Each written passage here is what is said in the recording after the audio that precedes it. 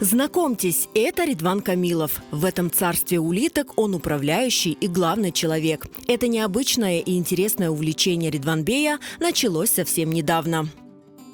Вообще начиналось как хобби все. А потом это начало перерастать в небольшую ферму.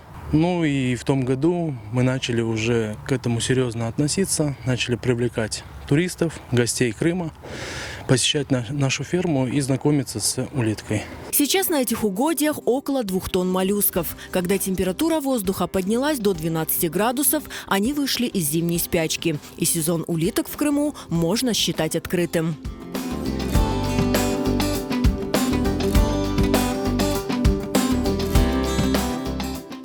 Улитка должна быть одинакового размера, одинакового веса и примерно одинакового возраста. Тогда улитка начинает скрещивание. И все, и через дней 20 каждая из улиток закапывается под землю на глубину 5-7 сантиметров и откладывает яйца. Наш вид, который содержится у нас на ферме, называется Helix pomatia. Они откладывают примерно 60 яиц. Родина виноградной улитки – Южная Европа. Но за несколько столетий это медлительное животное расползлось буквально по всему свету. Римские легионеры брали их с собой в дальние походы, как естественные консервы. Средневековые монахи разводили на грядках монастырских огородов, чтобы пополнить скудный постный рацион. А расскажите какие-то очень интересные факты про улиток, которые вас удивили. Может быть, вас уже, конечно, ничего не удивляет, но все же. Первое, это, конечно, 25 тысяч зубов у такого маленького моллюска. Причем они растут у нее на языке. Зубы на языке? Да. Второе, это то, что улитка гермафродит. Имеет 2 пола, и женский, и мужской.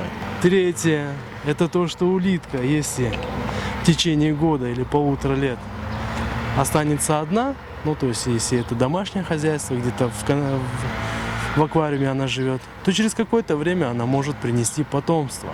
То есть мы понимаем, что она может оплодотворить саму себя. Ну и четвертое, да, уже, это качество мяса улитки. Оно на самом деле несравнимо ни с чем. Уже 2-й год Ридван Камилов знакомит гостей со своими ползучими друзьями. И, конечно же, угощает их французским деликатесом крымского производства.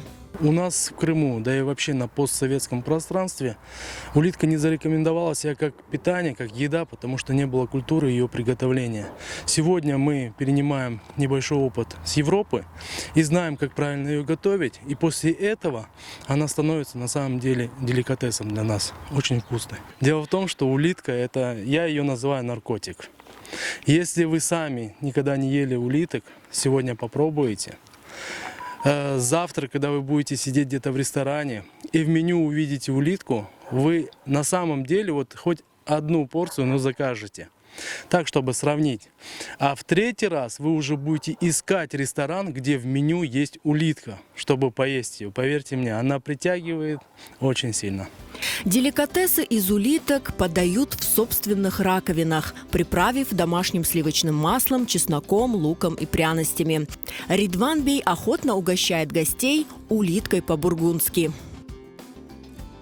Как правильно, да, есть улитку? Значит, в первую очередь нужно взять крутон. Берем крутон, ложим на тарелочку. Вилочку берем вот таким вот нестандартным способом. Так. Да. Берем улиточку в руки. И вот смотрите, вот как я показываю, так же и делаем, повторяем за мной. Вводим вилочку внутрь раковины, нащупываем мясо. Нащупали? Да. Прокалываем мясо и вдоль ракушки выталкиваем ее из раковины. Значит, соус, который есть внутри, разливаем равномерно на крутон. Дело в том, что у нас раковина спиралеобразная, и сразу весь соус не выходит.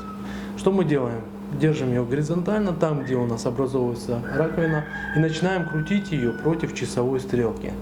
Так можно сделать раза 2-3, а потом по часовой стрелке медленнее.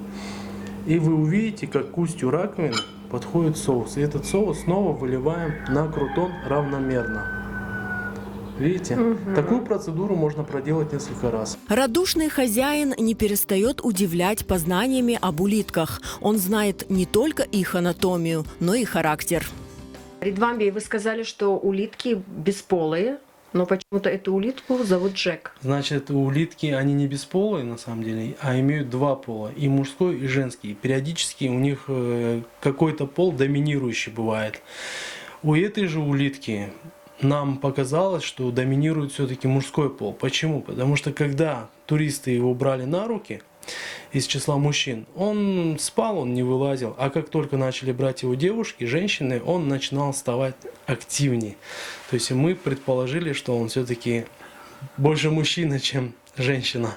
Ну да, он какой активный. Я так понимаю, что эта улитка несъедобна, такого большого размера. Большие ахатины в общей своей массе, они несъедобные. То есть есть период какой-то, когда их можно приготовить, но лучше этого делать не стоит, потому что можно отравиться. В основном их заводят и держат в домашних условиях для косметических целей. То есть девушки, женщины периодически их ложат на лицо, где она снимает верхний слой роговевшей кожи своим язычком, тут же смазывает все это муцином. Муцин способствует заживлению ран, убирает пигментные пятна, прыщи, угри, морщины, а также обогащает витаминами и минералами. Все, пойду полежу с улиткой. Разведение улиток непростое, но интересное занятие. По словам Ридвана Камилова, ему это дело помогает контактировать с землей, природой и меньше волноваться. У улиточников, говорит он, своя вселенная. В первую очередь спокойствие, наверное. Какое-то внутреннее удовлетворение. Если вы сами прислушаетесь, мы находимся в деревне. Птички поют, тишина, спокойствие. И занимаясь улитками, я вам честно скажу, вот сам человек тоже становится таким же, как улитка, медлительным, спокойным, рассеивается какая-то суета в голове. Это все улитка.